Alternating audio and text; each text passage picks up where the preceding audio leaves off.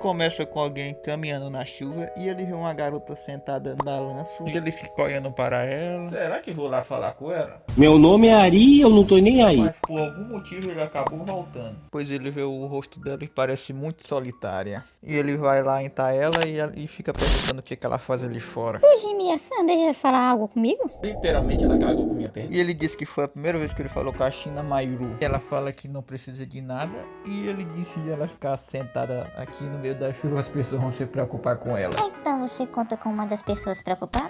Perdi no argumento. Ela disse pra ele que escolheu estar ali, que não é pra ele se incomodar. Mas você vai se resfriar, vá pra casa e leve isso. E não precisa me devolver. E ele vai embora. Muito obrigada. Eu sou pra fazer essa voz, velho. Na escola, meio que ele ficou resfriado. Quando ele se pergunta como é que ele ficou resfriado, pois ele tinha um guarda-chuva. Ele fala que meio que deu o guarda-chuva dele pra outra pessoa que estava perdida. Diz que ele é bonzinho demais e pergunta pra quem que ele emprestou esse guarda-chuva. Ele acaba dizendo que foi uma garotinha. E ele acaba vendo ela no corredor. Meio que ela tá meio diferente do de ontem. Tá mais alegre, sorridente e tal. E meio que todo mundo gosta de chamar ela de anjo. E foi por isso que eu botei o nome do título assim. E meio que a Maru é boa em tudo. Nos estudos, nos esportes e etc. E o Fujimi tem certeza que a maioria dos caras quer pegar ela. O amigo dele ainda fica tirando da cara dele se ele tivesse uma namorada.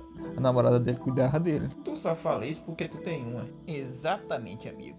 Tá de sacanagem? Quando ele tá voltando lá pro apartamento dele, ela tá lá esperando ele. Eu disse que você não precisava devolver. Mas ela diz, já que ela pegou emprestado, lógico que ela tem que devolver. Mas meio que ela percebe que ele tá meio mal. Não é da sua conta. Eu acho que é sim. Mas ele disse que ela não precisa se preocupar com ele.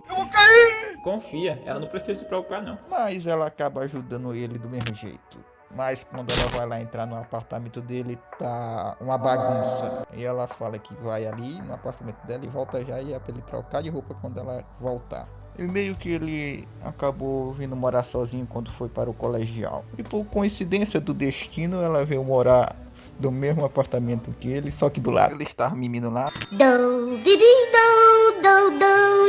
Quando ele acorda, ela tá lá esperando ele. E ele dorme mais ou menos durante umas 2 horas por aí. Ele diz até desculpa pelo trabalho que ele tá dando pra ela. E ela ainda fez um mingauzinho de arroz pra ele. Tem vizinha melhor do que essa, velho? Tem vizinha melhor do que essa, mano? Eu acho que não. Mas antes dele comer, ele tem que tirar a temperatura.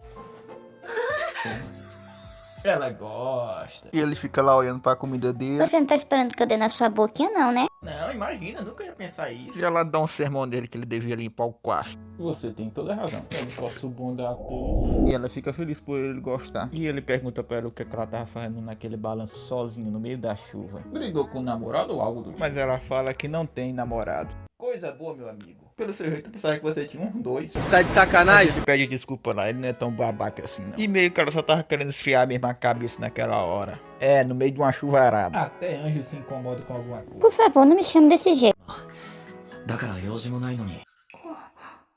Isso foi fofo, mano. Ela dá um sorrisinho. E ele fala que a partir de amanhã eles vão ser estranhos de novo, um para o outro. Ou será que não? O amigo dele outro dia já pergunta se ele tá melhor. E ele fala que tá assim. O amigo dele fala que é ele começar a ter uma vida mais organizada, começando limpando a casa. Tá parecendo ela falando. E ele percebe que ela é bem diferente na escola. E ele meio que tá arrancando um suquinho e a Mayuru vai lá na porta dele e dá uma comida pra ele. Umas sobras pode ficar. Ele foi lá arrancar, né, meus amigos? Isso aqui tá bom demais. E no outro dia, ela leva outra marmita de comida pra ele. Seu estilo de vida é lamentável, como é isso? Ok, então. É todo dia que eu comer uma comida de um anjo mesmo. Esses dois tem que ficar junto logo. E a partir daí, ela começou a dar marmita pra ele todo dia. Coisa boa, hein? E ele conversa com o amigo dele lá na escola de novo, mas só pra falar algumas coisinhas lá, beleza? Então não vou falar muito sobre essa parte, não. E meio que ele estava no mercado agora e a Mayuru estava lá. E um detalhe aqui, ela só compra as coisas que tiver em promoção. Errado ela não tá, né, amigo? E ele nunca nem se imaginou ela se impostando com promoções e tal. Ela fala que não tem outra maneira de reduzir os custos. E quando ele fala da mesada dos pais dela, ela fica meio triste. Aí já tem um mistério que depois eu vou dar uma olhadinha no original, só por curiosidade. Ou será que não? E ele vê que a sacola de compras dela está pesada e ele leva pra ela. E é uma cena bem fofinha. No mangá também foi deveras fofo. O que foi? Eu li o mangá, mas não li a móvel. Enquanto isso, o Fujimi está tentando limpar seu apostamento. Só que ela acaba indo ajudar ele. Que bom que ele não deixou ela cair. E meio que ela ficou bem pertinho dele. E ela ficou sentida com isso, né? Já se apaixonou já. Ele chama ela pra comer depois da limpeza. E meio que tá meio tarde pra ele fazer compras. Então ele decide pedir uma pizza. Só que ela nunca comeu uma pizza. Mano, que pais são esses que nunca deram uma pizza pra filha, mano? Meio que ela tinha uma empregada, então não tinha necessidade ela pedir coisa mesmo. E ela gostou da pizza. E ele dá um sorriso. Eu acho bem legal a interação deles. E ele faz uma pergunta pra ela o que ela ganha compartilhando a comida dela com ele. Minha própria satisfação. Entendi. E acabou o episódio com os dois fechando a aposta ao mesmo tempo. Até o próximo vídeo.